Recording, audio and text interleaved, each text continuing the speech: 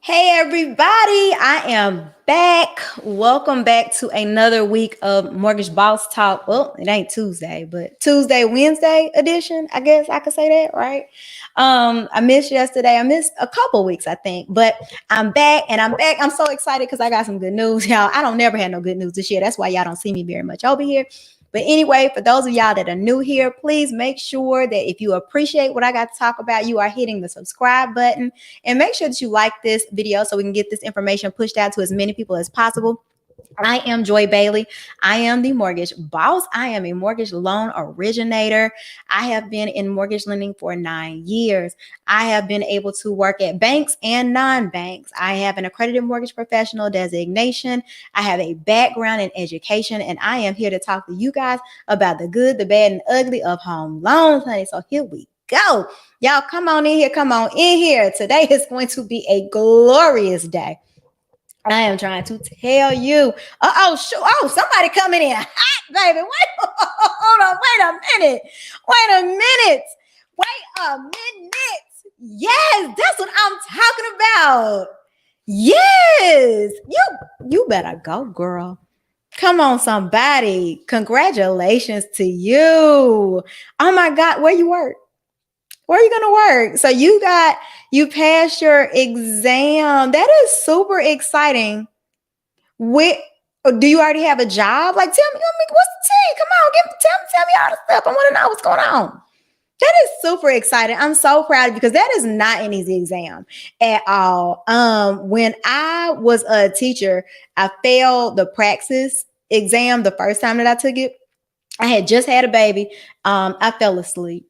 Uh, I fell asleep. And so my whole life was going to fall apart if I didn't pass my NMLS. So I made sure I passed that immediately. So it only took me one time to pass. I took it. Praise the Lord. I haven't had to take it since then because I'm going to tell you what, if I have to take it, oh, my camera's doing that thing again. If I have to take it again, oh no.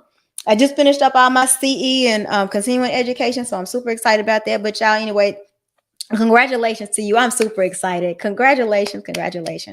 I love that. So you say you're still figuring out, but you're running away from healthcare and you are leaving dentistry behind in 2024. Okay, then. I pray. Go, girl. And you'll find something, I promise. But hey, looks like you're getting in at a good time because these interest rates are plummeting and I am so excited about it. Y'all don't understand what type of year this has been. So you guys, thank y'all for coming in. As you come in, make sure you hit the like button. Again, as always, it's going to be a good time. Y'all know how I do. I laugh to keep them crying at this point in life. But I want to make sure that I'm giving y'all some good, valuable information that you all be able to use on your home buying journey, or you can share with somebody if they're on their home buying journey.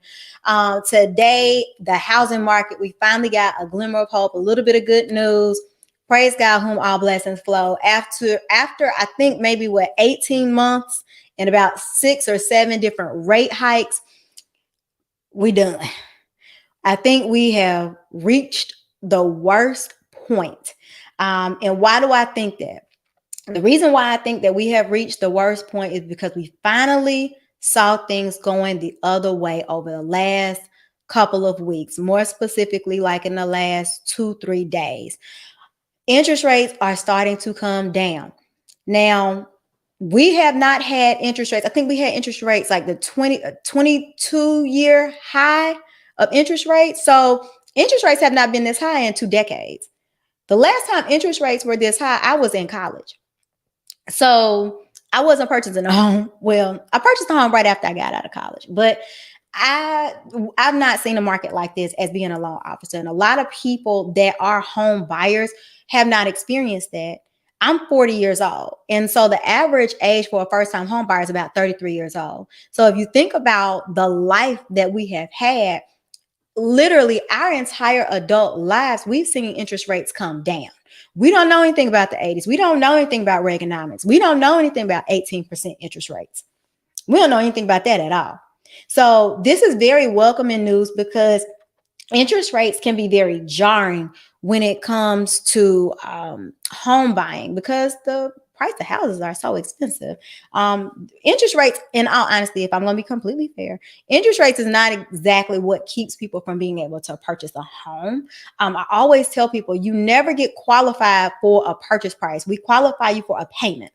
And in qualifying you for that payment gets smaller and smaller and smaller when when the interest rate gets bigger and bigger and bigger.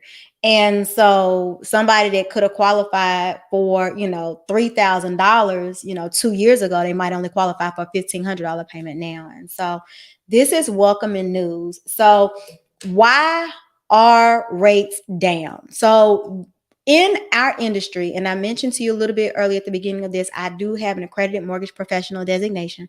So I understand secondary markets, the economic indicators that we're looking out for to determine what's going to happen with the interest rates, to determine the outlook of clearly we've been wrong, but we're supposed to be able to predict some of the things that are going to happen in the future based on what's happening with the economic environment. Some of the things, and I won't get into the intricacies, but we look at jobs reports. We look at housing starts. We look at the 10-year treasury to see how the bonds are responding to these different things, because at the end of the day, it's all about money. It's all about stocks and the way that these investors respond to whatever is happening, because America is built on money. We don't play about our coins around here, right? So the inflation that was going sky high throughout COVID, which in turn helped cause the housing prices to skyrocket as well, has started to come down. So the reason why the Fed kept raising the rates over and over and over and over until it got to the point where they felt like it was so painful to people that they were no longer spending a lot of money, they were able to kind of get some of the market back into balance. And so we're starting to see the inflationary pressures come down. And that is a good thing. The goal is to get it down to 2%. But here's the gag. Okay, I told you we're going to talk about the good, the bad, and the ugly over here. Okay, I'm not an economist. Okay, I have a degree in journalism and I got a master's degree in education. I don't know a whole lot about the economy. I know what was taught to me. And what I do know, though, I know what my wallet feels like when it's been impacted. And the biggest thing that is mind-blowing to me when they start talking about inflation, what they measure is what's called a core CPI. And so it basically is like, how much does a basket of goods cost? And at the end of the day, let me explain this, y'all. The two biggest things that people spend their money on is not even included. They do not factor in gas, which gas is finally, I think it's like $2.79 in Charlotte, something like that. Praise God. So we're down a full dollar per gallon since the summertime. And the other big thing that they don't factor in is food. I have a 15-year-old child. I have a growing boy. They don't factor in the two biggest things that people spend most of their money on. And it is so annoying and it's so frustrating to me. Whenever they start saying inflation is coming down, that does not mean prices are coming down. That means that it doesn't cost significantly more this year than it did last year. So it's a year over year number. Okay. So eventually it'll all balance out. So inflation is down. Praise God. And it is a little bit, I guess, ahead of schedule from what it is that they were looking for. So thank the Lord about that. So what does it mean to you guys? If you are purchasing a home, if you're in the market to buy a house, effectively what this means, and I'm going to share this right quick because I want you to know like how you can monitor it and not necessarily wait on updates from the news to tell you this information. So as I mentioned just a little bit earlier, interest rates are most closely tied to the 10-year treasury. If you Google 10-year treasury, this is what will come up. Usually CNBC will be at the top, Yahoo, whoever, it's the same. And so as you can see, it's really a line graph, okay? And so as this number goes up, so do interest rates, right? As this line comes down, so do interest rates. And so it's about a 3% difference between this number here, the 0.527. And what interest rates actually translate to is terms of like a 30-year fixed home loan. You're going to find some variations, of course. I mean, nothing is 100%, but my goal in sharing that information with you was so you could have a general idea, not a precise number. So what I can tell you is at this point, things are coming down. If you are a buyer and you got a $400,000 loan 2 weeks ago, before rates started coming down, and you are at 8%, and I'm rounding, y'all. I'm rounding in MLS or anybody who's watching this. I am rounding. Okay. If you were to purchase or gotten a $400,000 loan 2 weeks ago before rates started coming down, your principal and interest payment would have been $2,935. If you were to move forward this week and interest rates dropped, and I'm rounding again, please hear me when I say I'm rounding, they've dropped about 50 basis points, so half a point, your principal and interest payment is going to be $27.96. That is a savings of $139 per month. So we're headed in the right direction. Is it going to allow you to move to Beverly Hills? Probably not. It's not going to make that big of a difference, but these incremental changes over time is going to make the difference. But here's the thing, and while I'm in a celebratory mood, I don't want to create a false impression for anyone. I want y'all to really understand, and I'm going to say this every chance that I get, because again, I'm telling you the good, the bad, and the ugly of home loans. I recognize I make my money off of telling people that they should buy houses, but I want you to hear me and hear me good when I say this. Don't do anything that's going to be uncomfortable for you. Everything is more expensive now than it was 2 years ago, 3 years ago. People that make $100,000 are feeling it. So don't feel, overwhelmed, because you're going to start to see so many loan officers and so many realtors say, buy a house, buy a house, buy a house. You're going to miss it. You're going to miss out. You're going to miss out. I mean, it's possible that you might miss out, but just understand you have to do what's comfortable for you. So I said all of that to say this. What I want you guys to understand is what's going to happen. Jerome Powell, who I wish we could vote him out.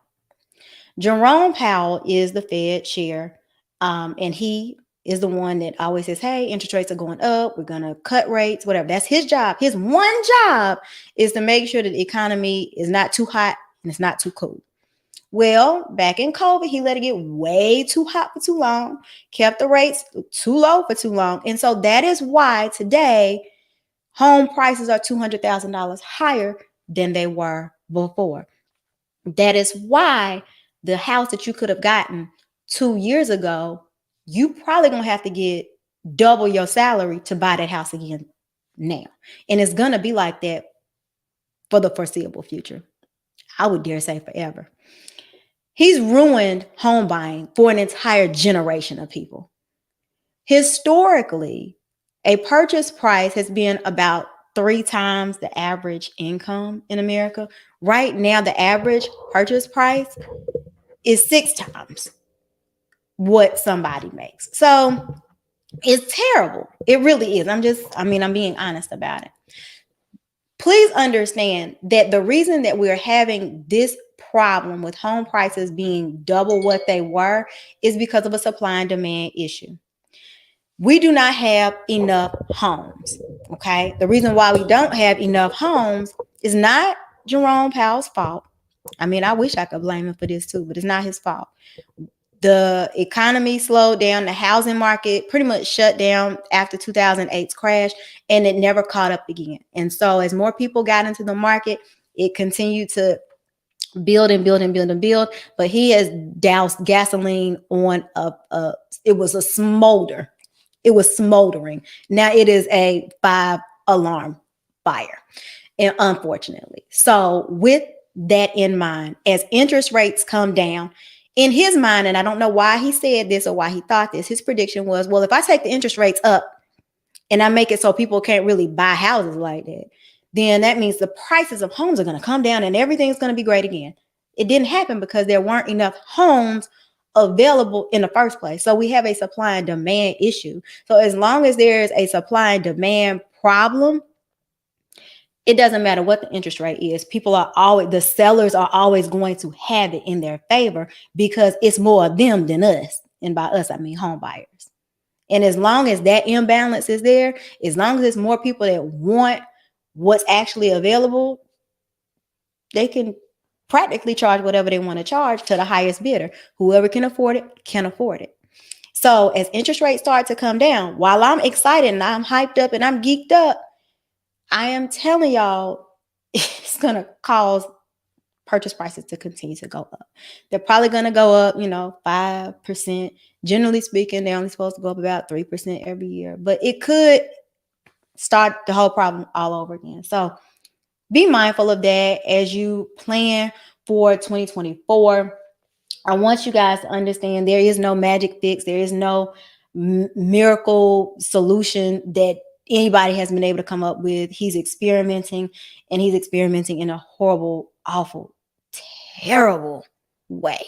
And like I said, in my opinion, I really think that he has really, truly ruined home buying for an entire generation. And I hate everything about it. So what that means to you is get in if you can. I hope you saved your money during this time while things were cool, because when interest rates stay 5.99, it's go time. People are going to flood the market. They're going to buy this house, every house that they can find. And I hope that they leave some for you. So that's that on that. So if y'all got any questions, comments, concerns, suggestions, please let me know. I'm happy to unpack anything, but I didn't want to get too technical because that was not the whole point of me coming on here. I was excited about it, but I wanted to talk to y'all about something that I saw on TikTok. I'm trying to get on TikTok. Y'all. I have been fighting TikTok. Oh my God.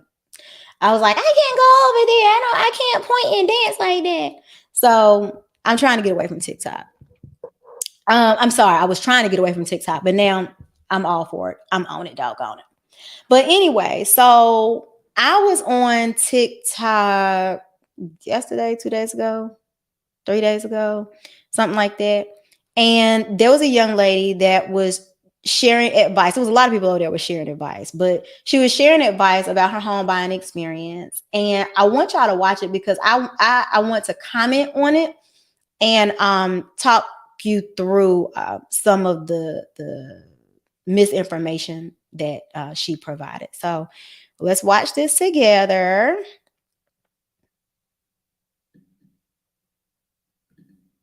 and talk about it, because she was fired up.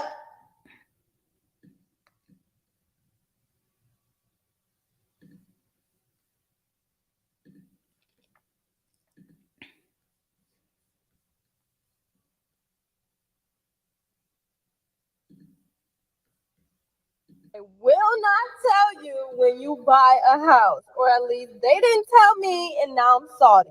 So when I first bought my house, my mortgage payment was $1,151. After my first year living in that house, they raised my mortgage to $1,579. The fuck?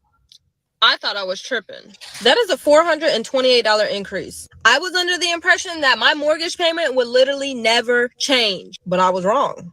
So here's what happened, and I'm going to use example numbers. So let's say there's a house and the value of that house is $20,000. Because the value of the house is so low, that means that the property taxes are also going to be significantly low. So let's just say the property taxes are only $500 per year.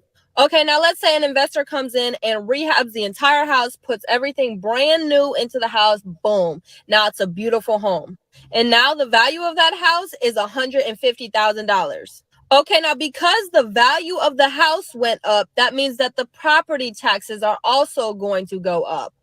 So now the property taxes are $2,000 per year instead of $500. And this is what they did not tell me. The fuck? So basically, I believe it's every single year they come and do an assessment of your house. And they say, what's the value of this house from last year to this year?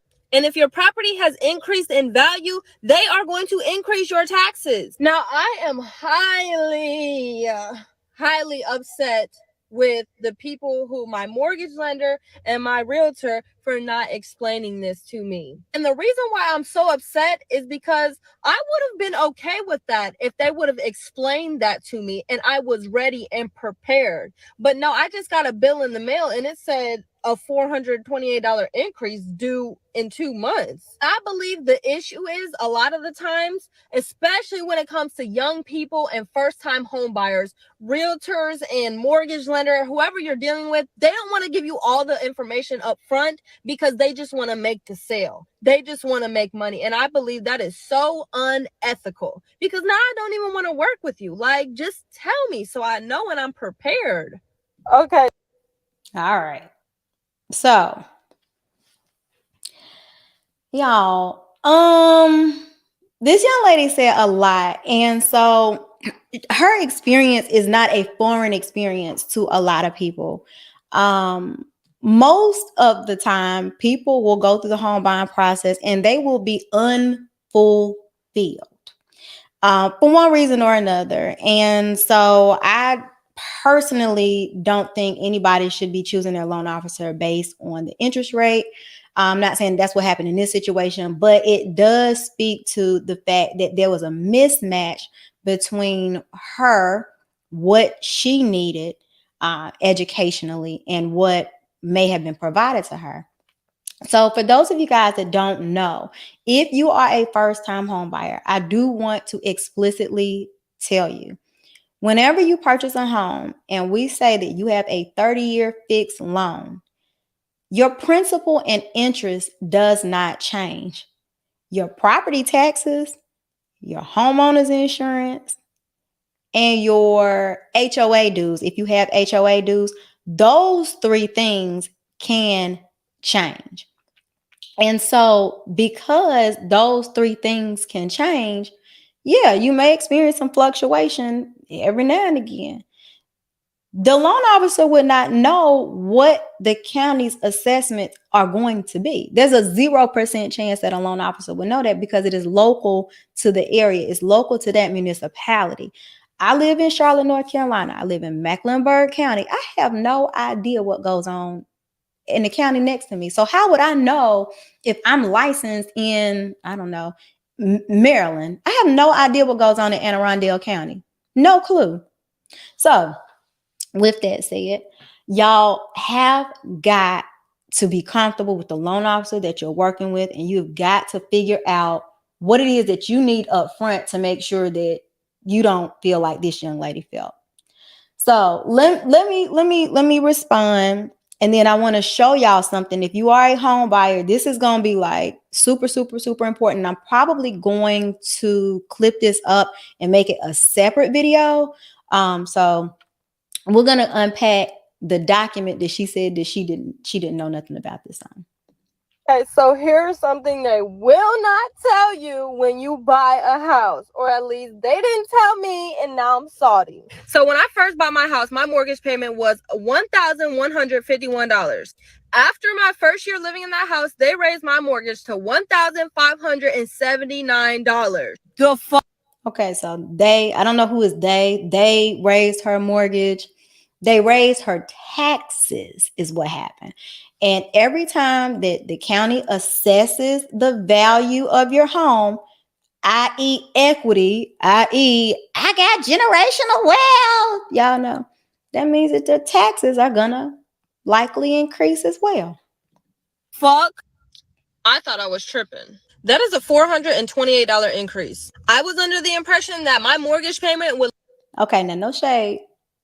$420, that's a lot. That's a big jump per month, especially, and I don't know this woman, but if you're in a situation where when you apply for a home loan and you're like pushing the boundary, pushing the limit, and you went into the 30-year loan commitment and the debt ratio was as far as it could possibly go, and then something like this happens, it could throw somebody into foreclosure. Seriously. So you gotta be really, really, really careful about this. So yeah, I can completely understand her feelings when she's saying, what? Extra $400. That's a car payment. literally never change, but I was wrong. So here's what happened, and I'm going to use example numbers. So let's say there's a house and the value of that house is $20,000. Because the value of the house is so low, that means that the property taxes are also going to be significantly low. Now, this is something that I don't think a lot of people know. New construction. New construction is popping right now where I live. In a lot of areas, it is because, like I mentioned earlier today, there is an issue with supply and demand. Right now, sellers are not selling their existing residences because they don't want to give up their 2.5%, 3.5% interest rates. 40% of all homeowners don't even have a mortgage payment at all. These baby boomers, they still alive. It's not happening with existing properties. So you got all of the new construction is coming up and they're offering ridiculous incentives for buy downs and low interest rates. So people are buying it. But here's the catch.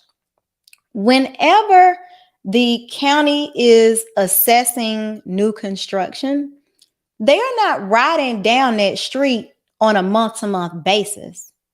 They are coming maybe once a year.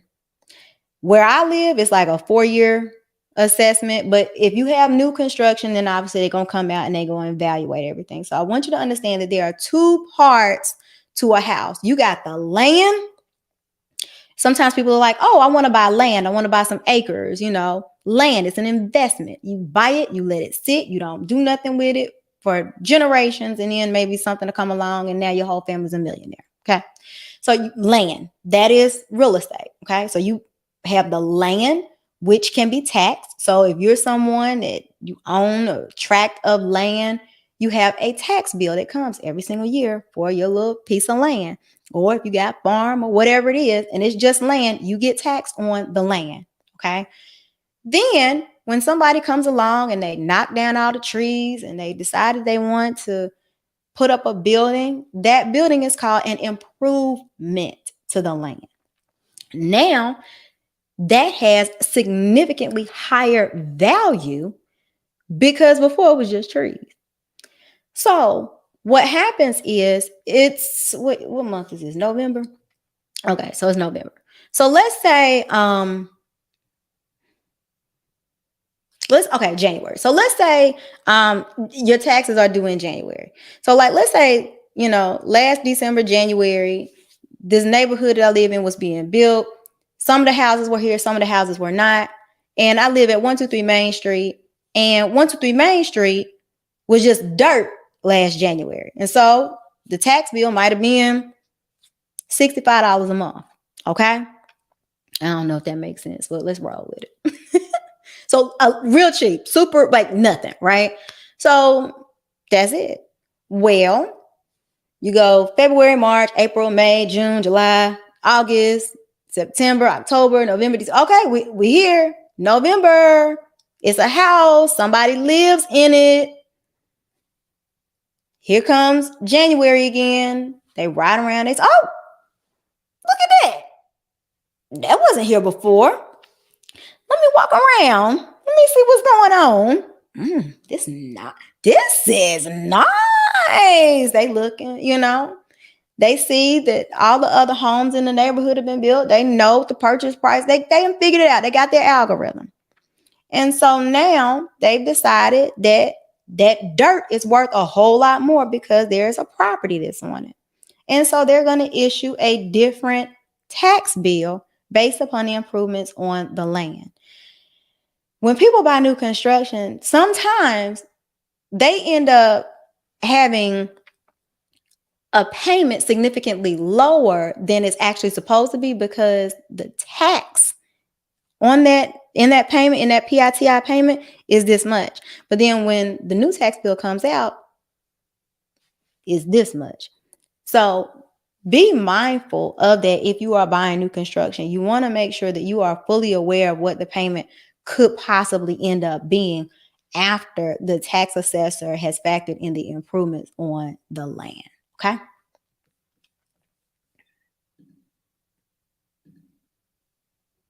She said she really didn't understand what she was getting herself into. She needed more education. Yeah, that's what she said. I'm gonna talk about it. Let's just say the property taxes are only $500 per year. Okay, now let's say an investor comes in and rehabs the entire house, puts everything brand new into the house. Boom. Now it's a beautiful home. And now the value of that house is $150,000. Okay, now because the value of the house went up, that means that the property taxes are also going to go up. So now the property taxes are $2,000 per year instead of $500. And this is what they did not tell me. The fuck? So basically, I believe it's every single year they come and do an assessment of your house.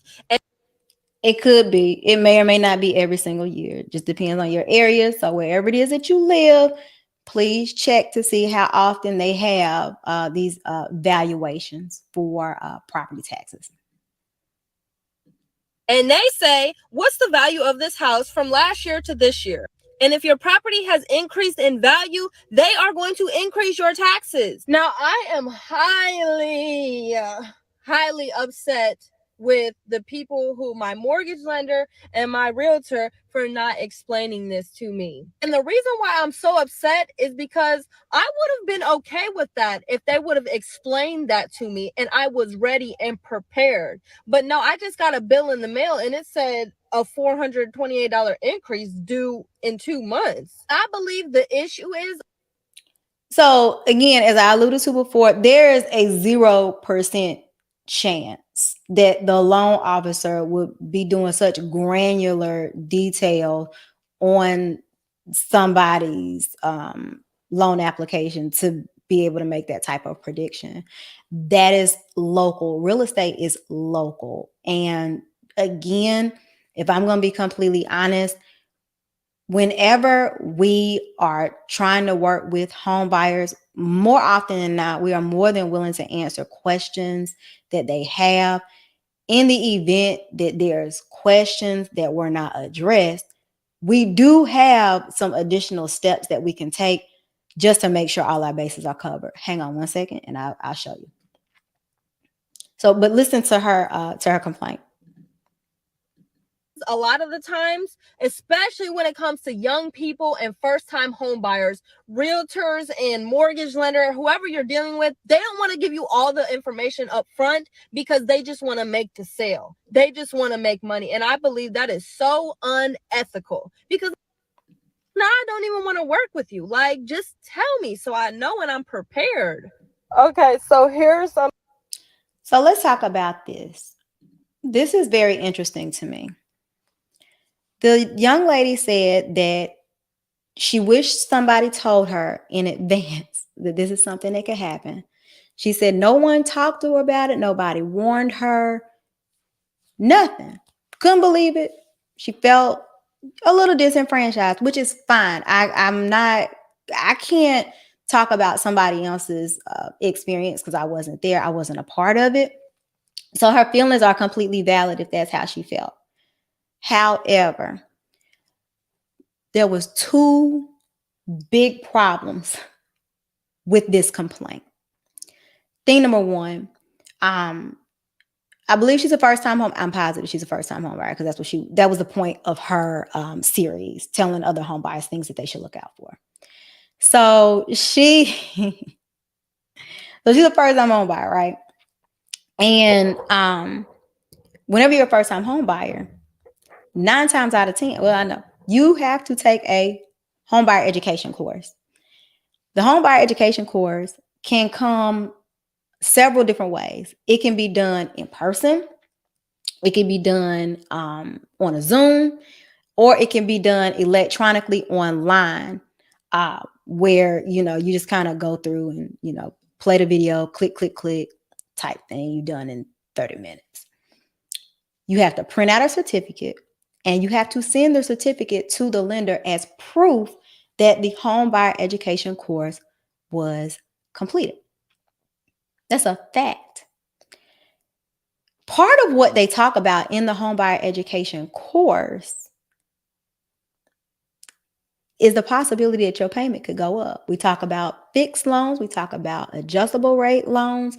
The reason why I know this is because I teach the class. These are HUD approved classes. These are not Joy Bailey classes. These are not, ABC Mortgage Company classes. These are classes that are uniform in nature and they have to fulfill a certain curriculum to make sure that the home buyer is fully educated on everything.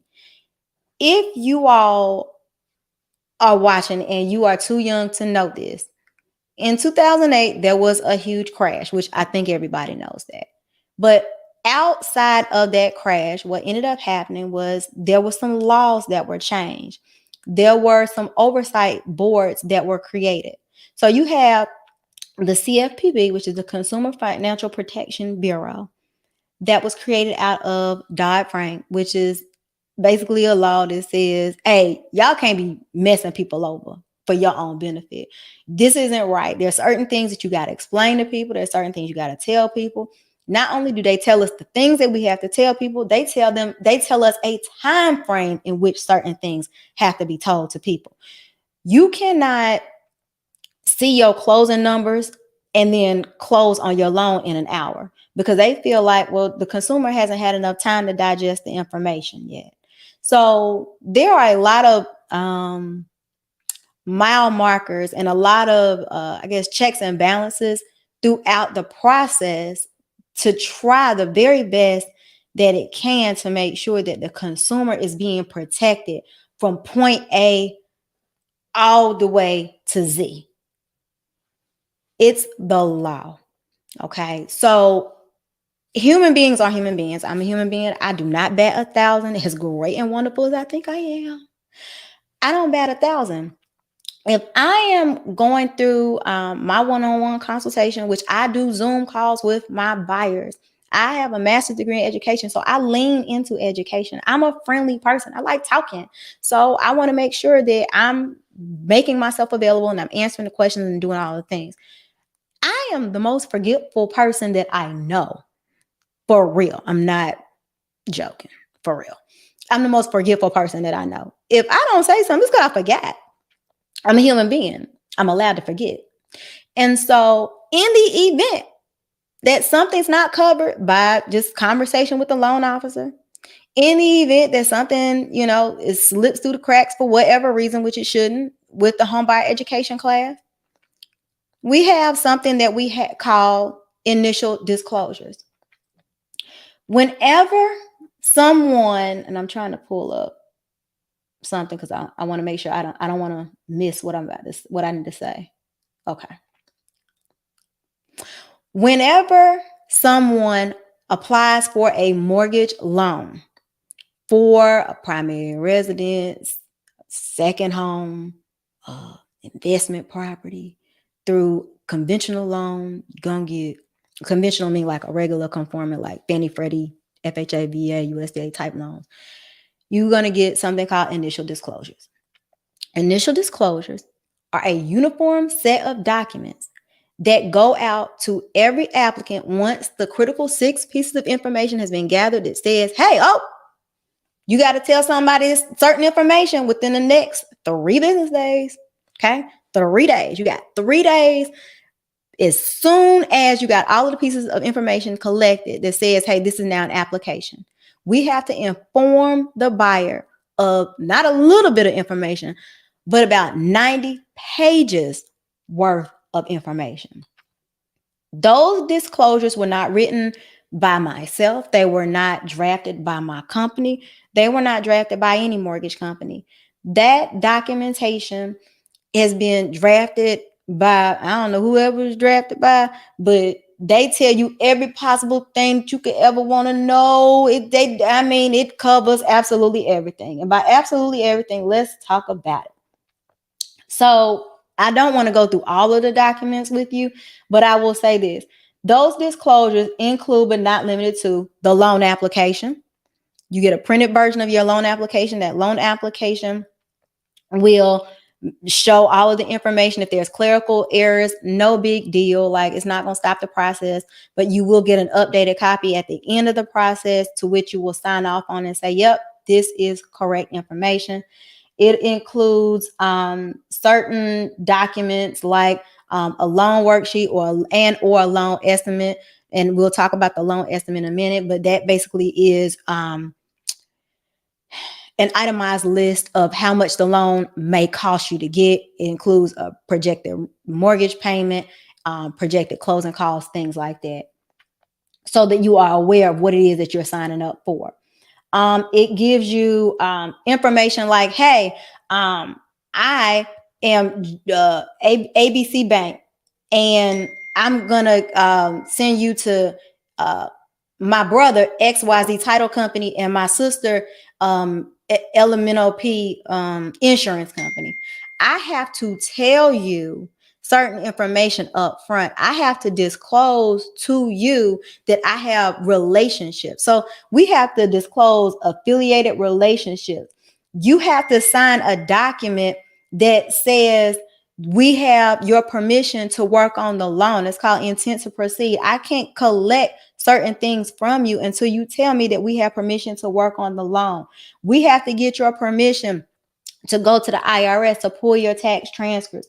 We also include information like housing counseling disclosures. So when you say, oh, nobody told me, we literally send out a list specific to your area of resources that you can go to get what you need to get. If you feel like that YouTube, TikTok, Instagram, your loan officer, the home buying class, if you feel like it hasn't been covered, there is a list of opportunities for you to go and get that figured out. Those housing counseling agencies, by the way, and I think this is important because I don't use them often enough.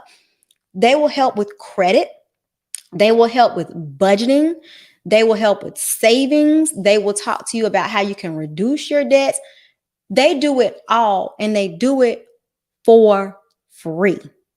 So that is something, if you go to HUD.gov, and I'll leave the link below. If you go to HUD.gov, that information will be there. If you type in, I think like your zip code or the city that you live in, they will give you a list of people that you can go to that are trusted, that are vetted, and they know the home buying process, and they will prepare you for home ownership.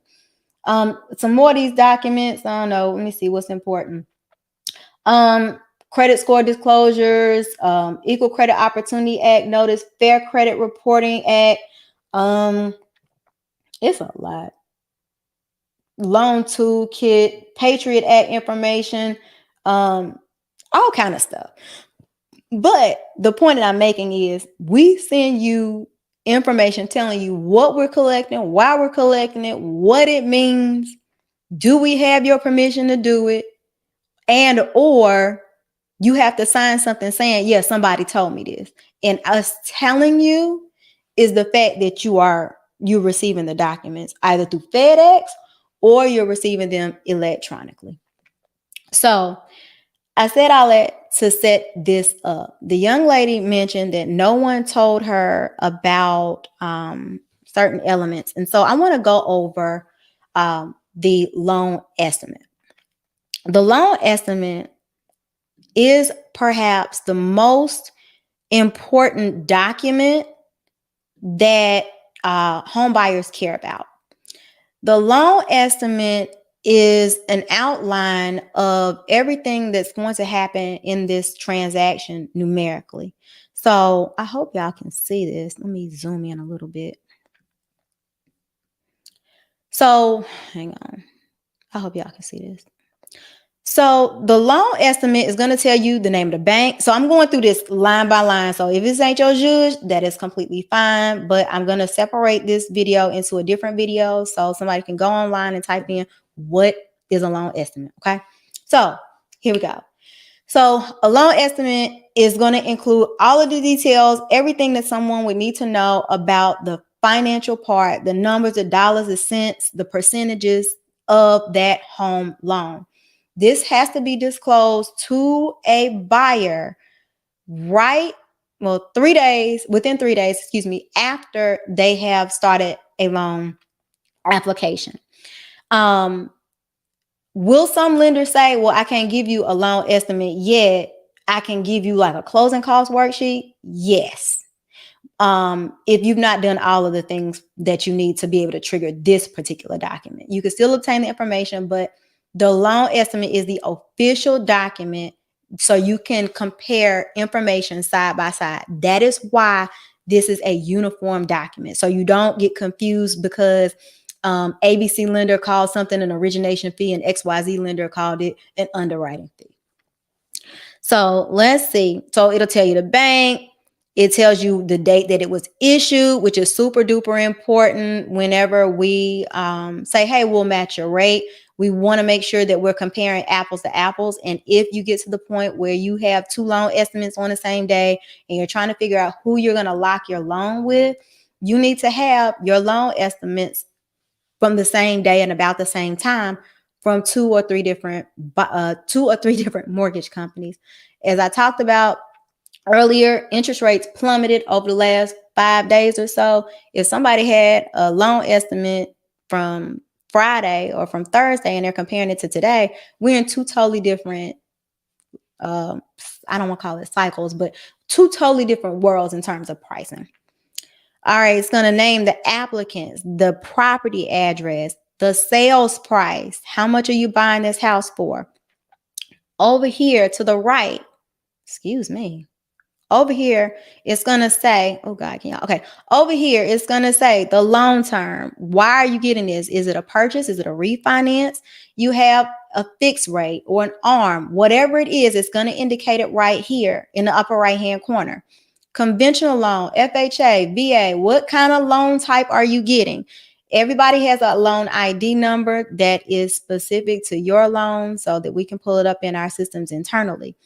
This is a big one right here. Is your interest rate locked? So many times I talk to buyers and they say, oh, yeah, so-and-so gave me such and such rate. Yeah, my rate is locked. I'll say, okay, well, send me the loan estimate. And they send me the loan estimate and it says, no, the rate is not locked. So be careful about that. You want to make sure that your interest rate is locked. On this document, I'm trying to zoom in. Okay. On this document, it has your loan terms. So this is 3 pages that you have to go through, okay, of information. So, well, the first 2 pages are the most important pages, but here, the loan terms is your loan amount. So you see here, the sales price is $180,000. This person is putting down $18,000, and that's how they got to $162,000. The interest rate that is being quoted to them, the principal and interest payment for this loan amount. All of this is here. Is there a prepayment penalty? Yes or no? Is there a balloon payment? Yes or no? Back in the day, like I said, before 2008 and all of these changes happened, this is what used to happen to people. People didn't know none of this information. They were signing up for these loans. They didn't realize they were ARMs. They didn't realize that they would have a prepayment penalty for refinancing to try to get into a fixed rate. They didn't realize that, oh, in 5 years of this interest only payment that I have, I'm going to have a balloon payment. So this whole entire $300,000 is going to be due. Oh gosh, I'm up the creek. What am I going to do? We outline all of that information for you up front so you can make an intelligent buying decision for you and your family. Then down here, you have your projected payments, and it's broken down principal and interest payment. Let me try and zoom in. Principal and interest payment.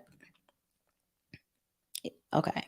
Principal and interest, mortgage insurance, estimated escrow payment, which is your property taxes, homeowners insurance, and mortgage insurance, property taxes, homeowners insurance, and assessment. So that could be like no, I take that back. I'm lying. Just kidding. No, property taxes, homeowners insurance. So here is what's the young lady was saying nobody ever told her. She said nobody told her that it could change. Right here where it says estimated escrow, it explicitly says that this amount can increase over time. Because it can. I don't know what State Farm is going to do. State Farm left the whole state back in the summertime. Have no clue what's going to happen.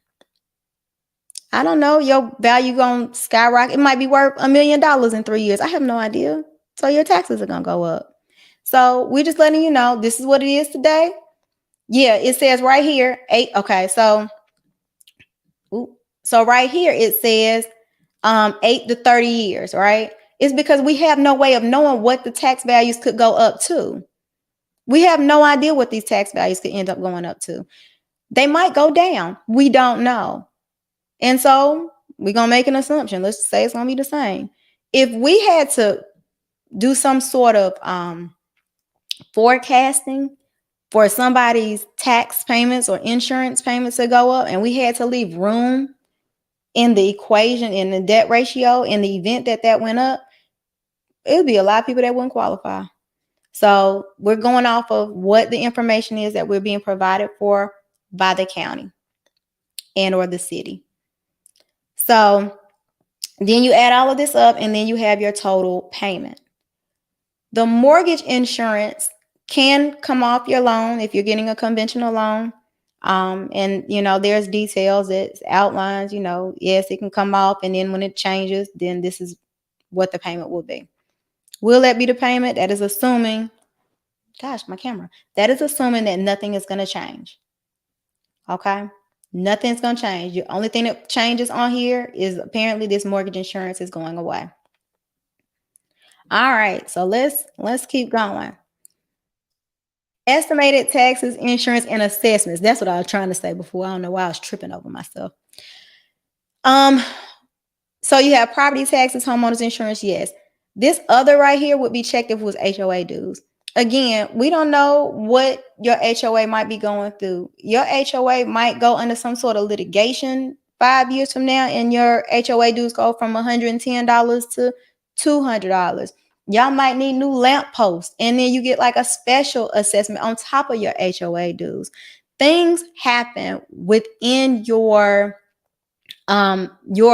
housing expenses that are outside of the lender. We don't have anything to do with anything outside of the principal and interest. Everything else that we are talking about on these documents is what somebody told us. So all of that information is here. Is it in escrow? If you have a government loan, the answer is always yes. If you are putting down less than 20% for a conventional loan, the answer is going to be yes. If you are putting down more than 20% for a conventional loan, you have an option. If you put down 20% and you're like, I can write that $3,000 check by myself at the end of the year. I don't need you to babysit my money. Great. That's fine. That's completely up to you. If that is the case, then the answer here is going to be no. So again, this is a customized document based upon what it is that you need and how you need to have your loan set up. So then down here, you have your estimated closing costs. In this case, the estimated closing costs include, $5,600 in loan costs, $2,300 in other costs, no lender credits. And then we'll go to page 2 to see exactly what that breaks out to. But the estimated closing costs in this case are about $8,000. The estimated cash to close includes this plus the down payment. So the closing costs plus the down payment. So then we go to page 2.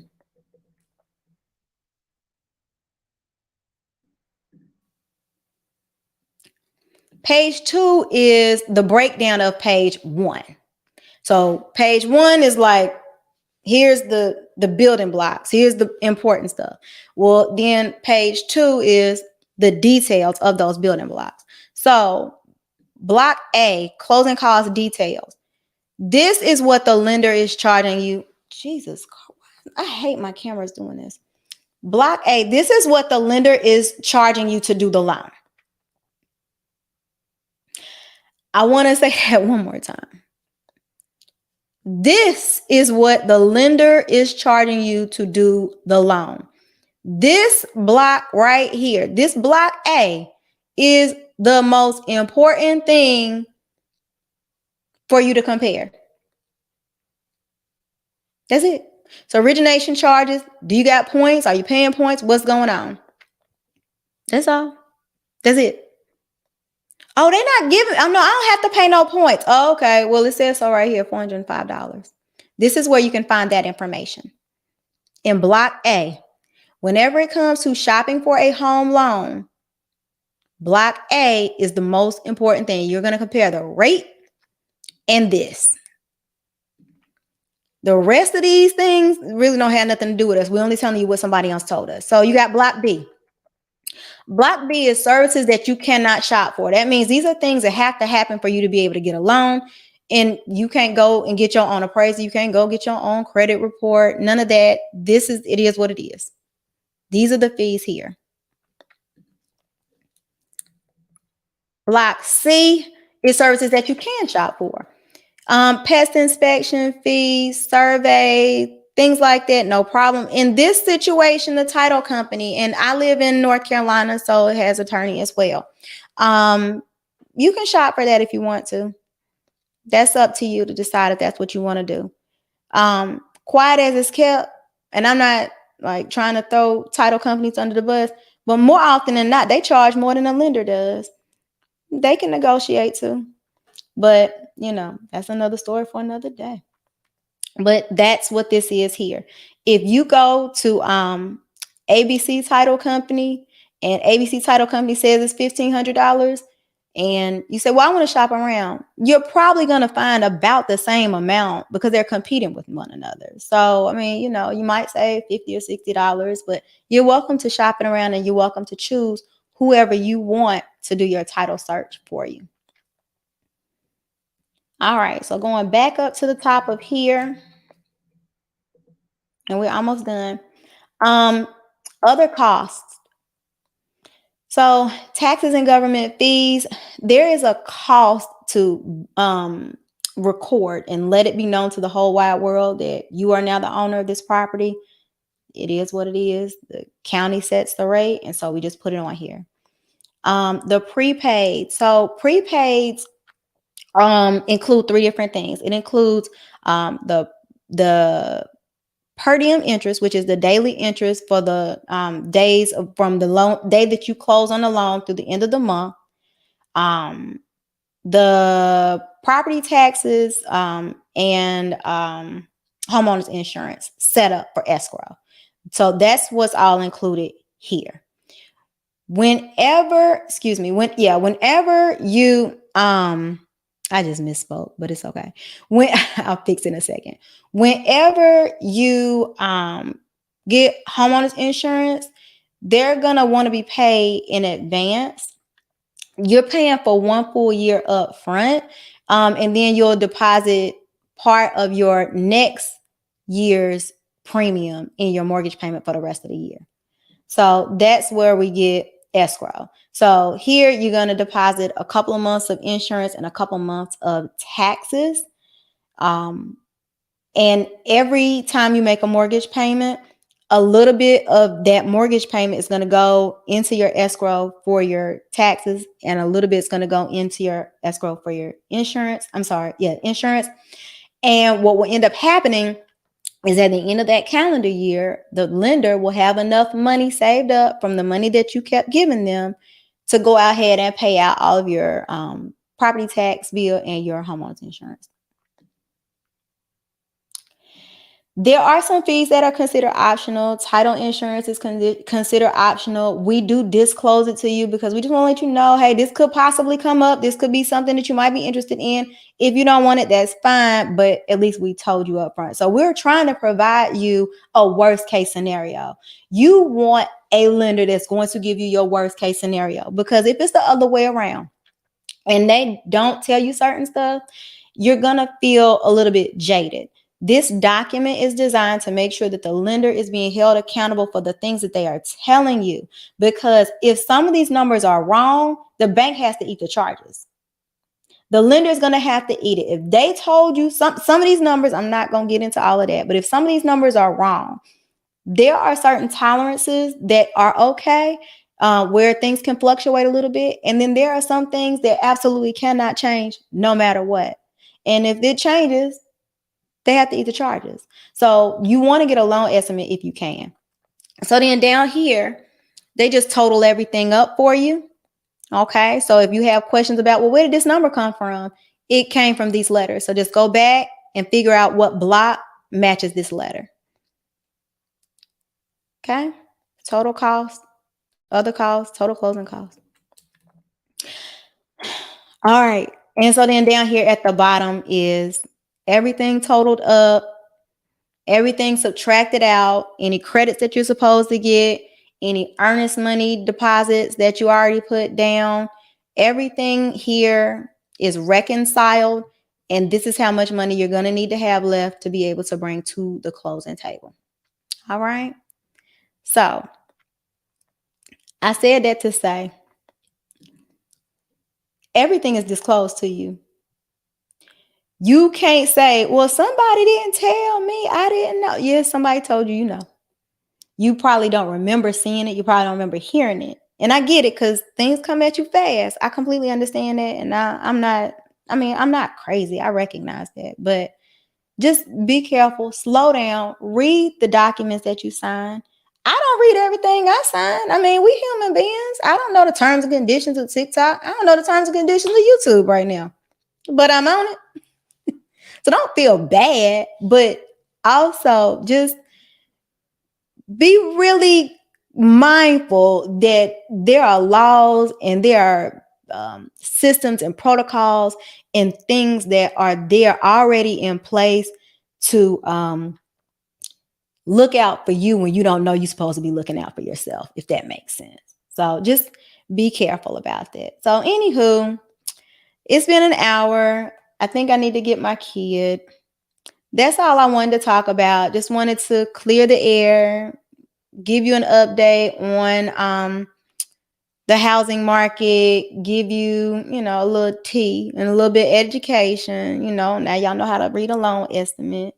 Your loan officer will likely go over that with you if you request them to do it. If that isn't done by them, I'm sure they have an assistant or somebody that's happy to do that with you. However, y'all, I'm just gonna call a thing the same way I said it on TikTok. You all have to recognize that when you are entering into a transaction that is hundreds of thousands of dollars, you got to take some responsibility for yourself. So you got to take some responsibility for yourself. It's you signing up for the loan. You need to do your own research. And my research, I don't mean bring your mama to the closing table. She don't know what she's doing either. Your mama don't know what she's doing either. Neither do your daddy, even though he bought a house. I know. That's cute. He don't know. So do your research. Make sure that you are utilizing the resources that have been provided to you in the loan disclosures that I just told you about. So you're able to get the adequate support that you need for your educational process and you're not making bad decisions along the way. So let's see. Did I got anything in here that I missed? Says she didn't really understand what she was getting herself into. She needed more education. I saw that. Hey, Mr. CKB, I am about to roll out of here. Thanks for popping by. Thanks for stopping by. But I'm wrapping it up. Okay, y'all. So if y'all want to catch the replay, it will be available. But again, it wasn't nothing too piping hot. It was just, informational. Because I be here trying to teach the people so people know what to do and to what not to do. The good, the bad, and the ugly. So anyway, I will see y'all when I see y'all. Y'all have a great night.